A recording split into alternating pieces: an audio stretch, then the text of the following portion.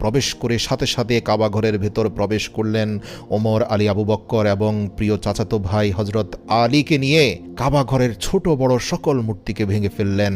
শেরে খোদা আলী শুধু লাথি মেরে মেরে মূর্তি ভাঙতে থাকলেন। আল্লাহর রাসূল সাল্লাল্লাহু আলাইহি ওয়াসাল্লামও তাদের সাথে যুক্ত হলেন।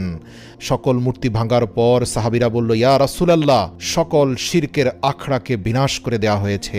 আল্লাহর রাসূল বললেন, না, এখনও দুটি ভয়ঙ্কর পথভ্রষ্টকারী মূর্তি রয়ে গিয়েছে।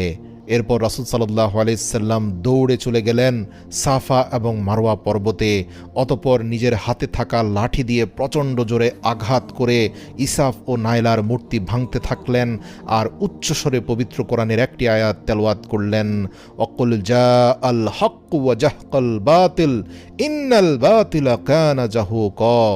আর ঘোষণা করে দাও, সত্য এসে গেছে, মিথ্যা বিলুপ্ত হয়ে গেছে, মিথ্যা তো বিলুপ্ত হবারই কথা। প্রিয় দর্শক, ইসাফ এবং নায়লা তৎকালীন সময়ের যুবক যুবতীদের জন্য প্রেম, ভালোবাসা, মহব্বতের দেবতা ছিল। বর্তমান সময়ে লাইলি, মজনু, সিরি ফরহাদের মতো দেবতাদের অনুসরণ কিন্তু সিনেমা নাটকেও হচ্ছে। মহান আল্লাহ বলেন, প্রকাশ্য হোক আর গোপন হোক, তোমরা কোনো প্রকার অশ্লীলতার ধারে কাছেও যেও না। আসলে বিশ্বে একমাত্র অবৈধ প্রেমের কাহিনী ইসাফ এবং নাইলার। খুব গভীরভাবে যদি আপনি বিশ্লেষণ করেন, দেখতে পাবেন এভাবেই কিন্তু ধর্মীয় রীতি বদলে যায়।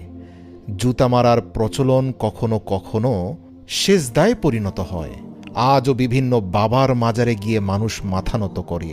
দেখুন, ইসাফ এবং নাইলাকে দু একটা প্রজন্ম চড় থাপ্পড় এবং জুতার বাড়ি দিয়েছিল, কিন্তু তাদের বংশধররা ভাবল মূর্তি স্পর্শ করাই মূল কাজ। ফলে সবার স্পর্শে মূর্তি এক পর্যায়ে হয়ে গেল অলি। কিছু মূর্খ উৎসাহী ধার্মিকরা বেশি বরকতের আশায় চুমুও দিত। মুহাম্মদ সাল্লাল্লাহু আলাইহি ওয়াসাল্লাম